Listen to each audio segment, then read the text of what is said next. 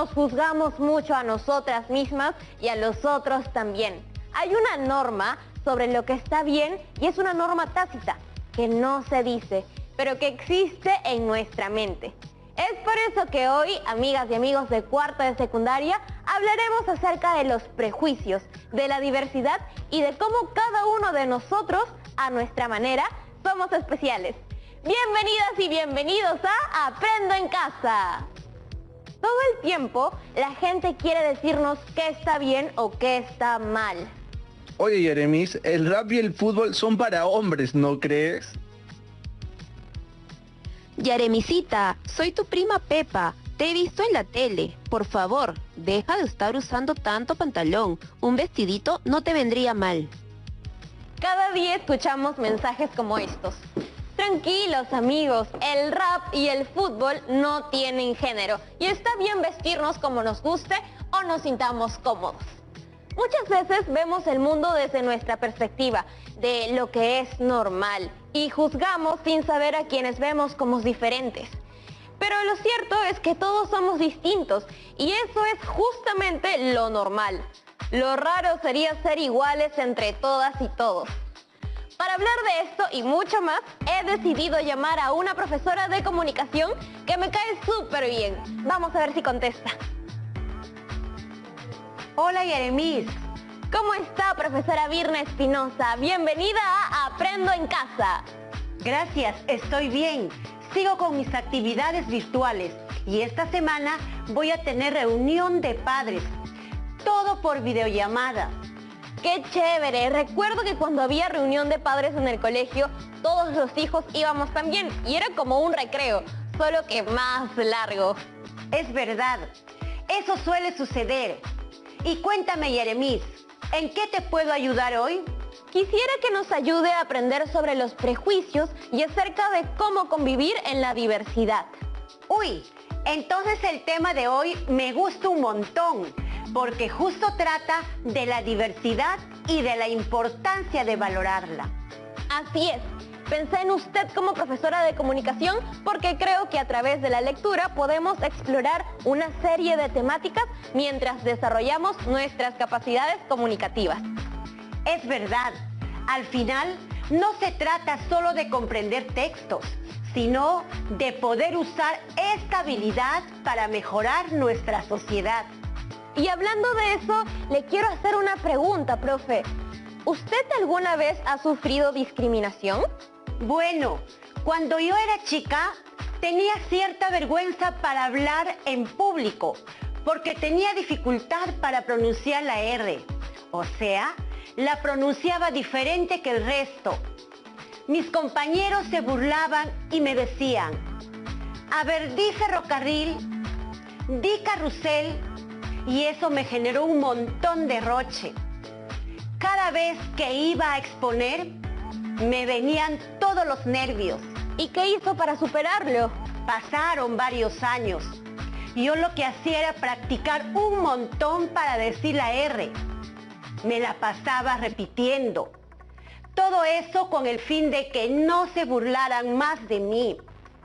La verdad es que me arrepiento de haber dedicado tanto tiempo a eso. Porque igual se me entendía y yo no estaba cometiendo ningún error. ¿Y qué hubiera hecho entonces? Tal vez ser más directa, ¿no?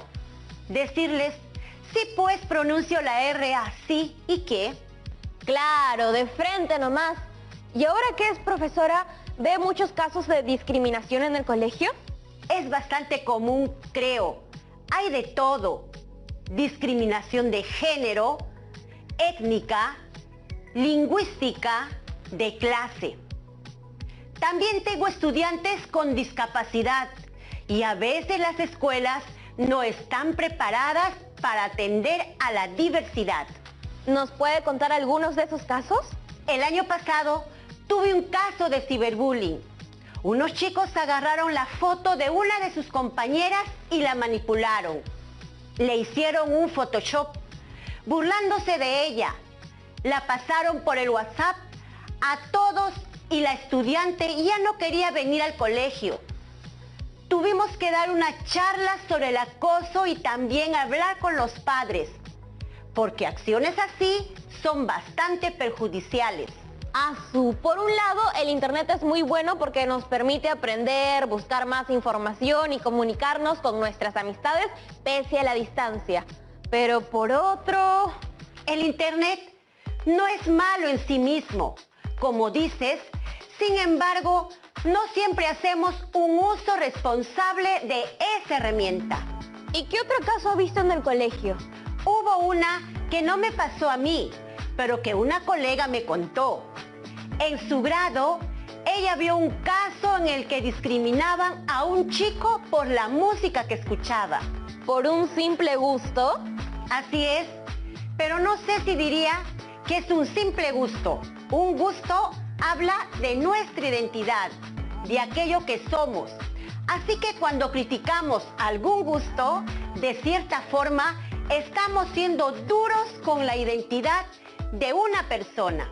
Claro, es como decirle, está mal ser como eres, tu cultura es incorrecta. Exacto, y sabemos que no hay cultura incorrecta, ¿no?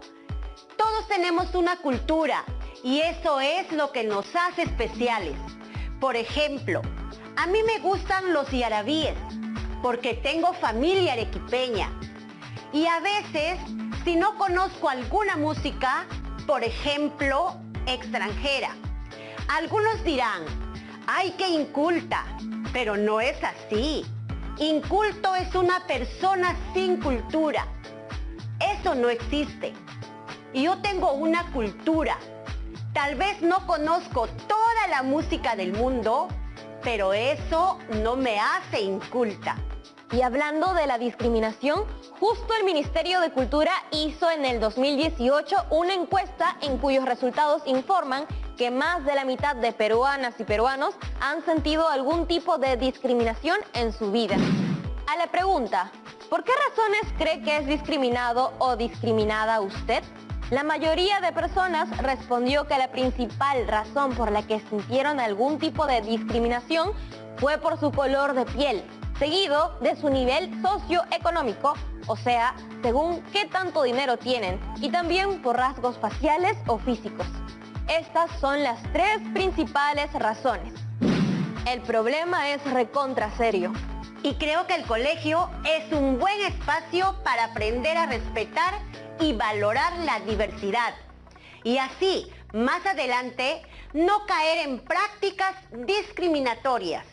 Pucha, profesora Virna, pero a veces el colegio es más bien el peor lugar, porque creo que todas las personas que hemos pasado por el colegio hemos tenido experiencias de discriminación que nos han marcado. Justo ese es el reto. ¿Cómo tomamos esas experiencias y las discutimos? El tema es que mucha gente no quiere admitir que ha sido discriminada o que ha discriminado a alguien más, por lo que no se avisa a los profes. Supongo que será así porque debe ser doloroso para quienes han sufrido discriminación y los discriminadores sentirán culpa. También puede deberse a que se ha normalizado esto de sufrir discriminación. ¿Cómo es eso de normalizado? Me refiero a que se ha vuelto normal sufrir discriminación o discriminar tanto que lo aceptamos y nos resignamos, cuando no tiene por qué ser algo normal. Además, no siempre los mensajes discriminatorios son muy explícitos y eso hace más fácil que lo normalicemos. Por ejemplo, ¿te has dado cuenta de que a veces cuando un bebé nace con la piel clara, todo el mundo felicita a su mamá y papá por eso? Ah, eso sigue pasando. Yo he escuchado y nada que ver, como si un color de piel fuera más celebrable que otro, o como si fuera un premio o algo así. Todos los colores están bien y son lindos. Sin embargo, a veces escuchamos esas frases que tienen detrás de sí una carga racista y nos quedamos callados. Vemos como normal que nos expresemos de esa manera y eso no está bien. Para nada. ¿Y en qué otros contextos se usa la palabra normalizar? Por ejemplo, en décadas pasadas, no muchas mujeres se decidían a estudiar carreras científicas. se está normalizando. Más bien, cada vez más mujeres entran a estudiar ingeniería, física, biología, etc. Y a nadie le parece raro. Es más, si alguien dice que una mujer no debe estudiar ciencias, muchos dirán que está siendo machista, ¿no? La gente reaccionaría, creo yo, al toque. Seguro, hay algunas cosas que nos hemos problematizado más que otras. Erradicar la discriminación por género ha tomado más relevancia últimamente. Ya tocaba también a tantos años de normalización. ¿Y ya te gustó la palabra? Claro, yo al toque capto la novedad. Bueno, la verdad es que hay una diversidad muy grande de formas de ser que tenemos pendiente valorar y respetar para poder convivir mejor. ¿Cómo cuáles? ¿Te parece si leemos la segunda parte del artículo titulado Respeto a la diversidad para prevenir la discriminación en las escuelas, publicado en la revista académica de la Universidad Autónoma Indígena de México? Ahí vamos a encontrar unas pistas. ¡Claro! Vamos primero con la lectura exploratoria. Hoy leeremos la parte de atención a la diversidad. Cuéntame, Jeremías, ¿qué es lo que ves? Al ojo nomás, porque la letra está un poco chiquita. No te preocupes, es solo la prelectura. Bueno, ahí está el subtítulo de Atención a la diversidad, que supongo que nos explicará cómo se relaciona la diversidad con la no discriminación, porque el título del artículo es Respeto a la diversidad para prevenir la discriminación en las escuelas. ¿Qué más llama tu atención? En la esquina hay como una escalera. A ver, un zoom por favor. Ahí está. A ver, evolución del tema, dice. Lo veo y me imagino que puede ser la ruta o quizás también los pasos a seguir para respetar la diversidad en la escuela. Pero supongo que me quedará más claro cuando lea. Entonces, vamos a leer la primera parte sobre atención a la diversidad. Ahí va. Te leo. La diversidad se basa en las diferencias que existen entre los individuos que conforman una sociedad, en donde esas diferencias son vistas como algo positivo y enriquecedor, que favorece la evolución de la cultura y de las sociedades. Ya, entonces, la diversidad como algo positivo que suma a la evolución. Entonces las diferencias son más importantes de lo que una se imagina. Claro, pero ¿por qué crees tú que son importantes las diferencias? Esa pregunta que me acaba de hacer la profesora Virna parece inocente, pero es una pregunta de nivel crítico. Eso quiere decir que espera que mi respuesta vaya más allá del texto, que tome una postura y que la defienda dando razones que sustenten mi idea. Bueno, creo que las diferencias son importantes porque digamos que sería muy monótono si todas y todos fuéramos iguales. La diversidad es una oportunidad para aprender de gente que es distinta a nosotras y nosotros. ¿Te imaginas un país sin diversidad? No creo, y qué aburrido sería. Sin la diversidad no existirían platos como el lomo saltado, que es la mezcla entre lo criollo y lo oriental. Tampoco habría música chicha, que es la mezcla entre el huayno, la cumbia y el rock. Entonces podemos decir que coincidimos con el texto en la idea que las diferencias nos enriquecen. Creo que sí, profesora Virna, pero mejor sigamos conversando al respecto luego de la pausa. ¡Ya volvemos! Una no acerca de cómo la...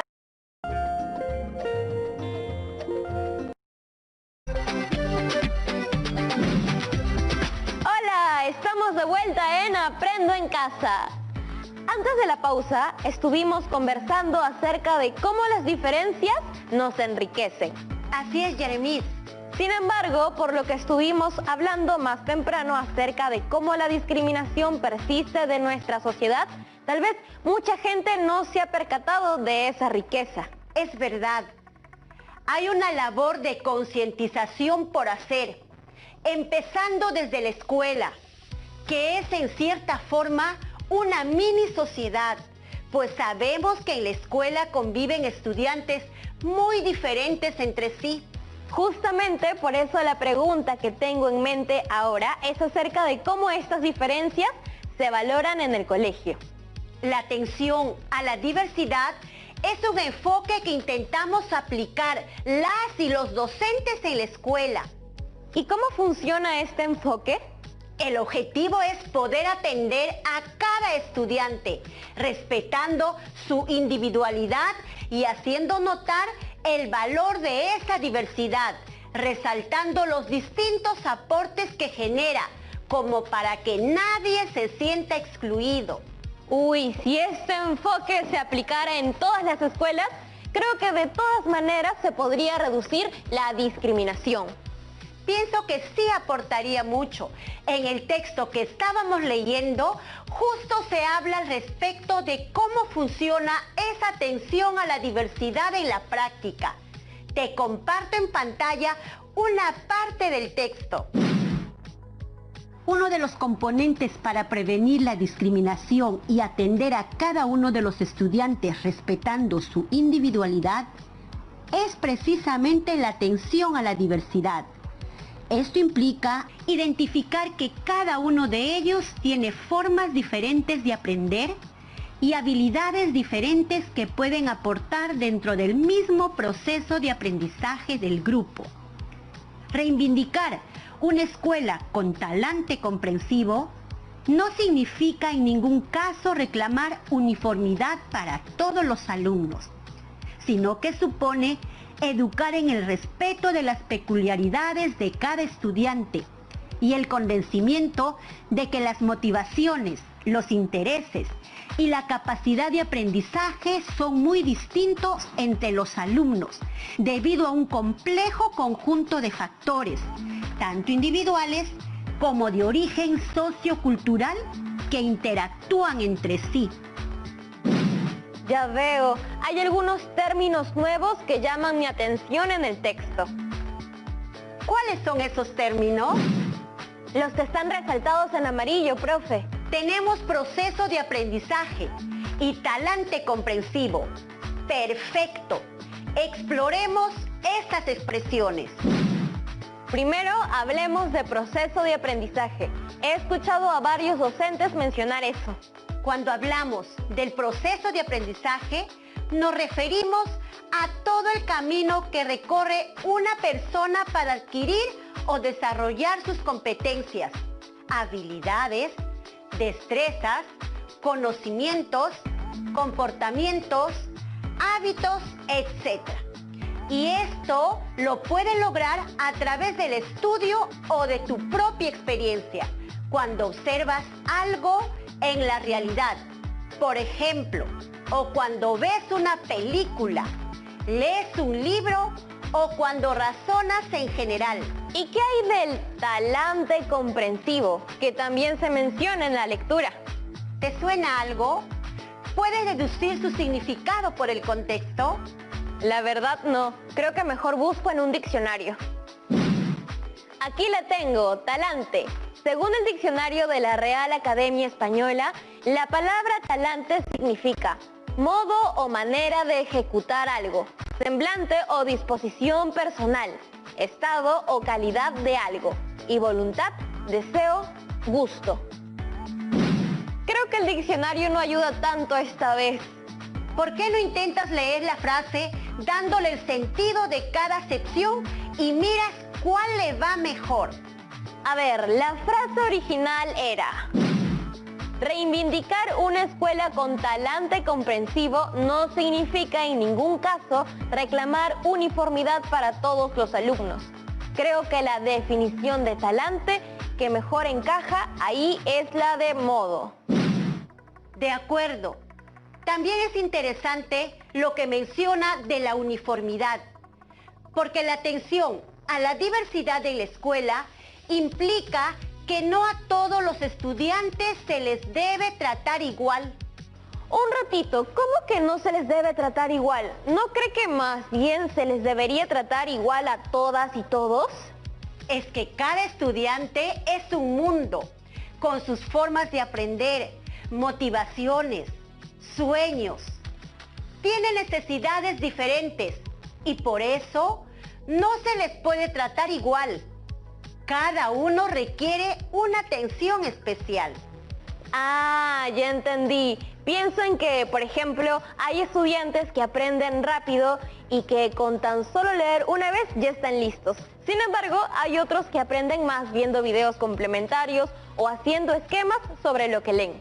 Claro, y como docentes, nuestro trabajo es acompañar ese aprendizaje, dar opciones para que cada estudiante aprenda según sus necesidades. Justo estaba viendo que hay estudiantes con déficit de atención, o sea, que se distraen fácilmente. Así es, y en esos casos no se les puede dar el mismo tiempo para dar un examen que al resto. Se les debería dar más minutos. Si las y los estudiantes ven que sus docentes son empáticos con las necesidades diversas de sus compañeros, creo que aprenderían solo con el ejemplo a respetar más la diversidad. Algo que quisiera decirte es que el enfoque de atención a la diversidad no siempre ha existido. Antes teníamos otras formas de abordar las diferencias en la educación. De esto también habla el texto. A ver, yo leo. Para prevenir la discriminación se trabajaba desde el concepto de igualdad. Sin embargo, el resultado era homogeneizar a los grupos sociales, encontrándose nuevamente ante tejidos excluyentes, porque en la naturaleza humana la diferencia es una característica esencial. Posteriormente se planteó el tema de equidad, que también generaba exclusión, ya que las necesidades de unas personas no son equivalentes a las de otras. Y luego se introdujo el concepto de diversidad, que contempla la atención a cada una de las diferencias, sin necesidad de excluir. Entonces ha habido distintas formas de abordar la diversidad. Primero, se buscaba homogeneizar a las personas, es decir, tratar a todas como si fueran iguales. Sí, pero igual había exclusión, porque la diferencia siempre está. Después vino esta idea de abordar la diferencia con la equidad. Bajo este enfoque se buscaba satisfacer las necesidades de todas y todos, pero tampoco se podía porque no son equivalentes. Ya por último, llegó la atención a la diversidad, que sí contempla a todas y todos, con sus diferencias y particularidades. Por cierto, vi que el gráfico empleado por las autoras tiene escalones. Podemos hacer una analogía. Como el título habla de evolución del tema, es posible interpretar que en cada peldaño hemos mejorado en entender cómo abordar la lucha contra la discriminación. Totalmente. Creo que ese gráfico sintetiza muy bien cómo hemos ido actualizándonos. Claro, ahora por la lectura me queda claro cómo desde la labor docente se puede dar atención a la diversidad de culturas, costumbres y necesidades de cada estudiante. Sin embargo, me queda la pregunta acerca de cómo los propios estudiantes pueden relacionarse con esta diversidad. Pienso que ahí es central el concepto del diálogo. La lectura también habla un poco de eso. Mira. Ya veo, leo el primer párrafo. El diálogo es una herramienta para la diversidad. Sirve como puente entre cada uno de los actores educativos, acercándolos para traducir las otras formas de pensar y vivir, promoviendo la gestión de conflictos por medios pacíficos y el establecimiento de una convivencia construida por las diferencias. Veo que menciona el diálogo como un camino que une y acerca a las personas, cada uno con su mundo y sus propias formas de pensar, vivir y actuar. El diálogo debe ayudar a que se generen lazos y se supere cualquier conflicto de forma pacífica, todo en base al respeto y a la valoración de las diversidades. Y el segundo, en el desarrollo de la identidad, se construye también la comprensión del otro, de sus límites, de las estrategias para comunicarse y convivir, así como de los mecanismos de respeto a su vida y a sus derechos. Precisamente porque se vive también el proceso de no comulgar con la identidad impuesta por otras personas. Se habla de la importancia de la comprensión de la otra persona para convivir mejor y evitar la discriminación. Una vez estábamos haciendo una obra en la que mi personaje perdía la vista. Yo vi un video de un chico que tenía discapacidad visual. ¿Cuáles eran tus prejuicios iniciales? Bueno, una podría pensar que él tal vez no tenía trabajo y era dependiente económicamente de su familia. ¿Y qué descubriste? Al escuchar su historia, noté que no era dependiente. Al contrario, era muy autónomo, hacía sus cosas, era funcionario público, salía a pasear con sus colegas. Luego de conocer su historia, creo que ello eliminó mi prejuicio. Descubrí que las barreras las ponemos nosotros, porque no comprendemos al resto. En ese caso, has construido empatía, has comprendido a alguien distinto a ti a través de un video. Sin embargo, en la escuela tienes a las personas, todas diversas al frente. ¿Ves posible esa comprensión mutua? Por supuesto. Creo que lo primero sería generar la confianza propia y un espacio seguro para que la gente comparta sus historias, sin miedo a sufrir críticas o burlas. Espero nos podamos ver pronto en otro programa de Aprendo en Casa. Por supuesto, cuenten conmigo, hasta pronto. Qué chévere la profesora Virna, ¿no? Hoy hemos leído la segunda parte de un texto sobre la atención a la diversidad y la importancia de practicarla en el colegio, ya sea de forma presencial o virtual. Creo que siempre podemos trabajar por una educación libre de discriminación y esa es la meta. Como en cada programa, hoy te quiero dejar un reto. La idea es que trates de pensar un rato, de hacer memoria y que encuentres un caso en el que valorar la diversidad permitió evitar una situación de discriminación, ya sea en tu salón, en tu colegio o en tu comunidad.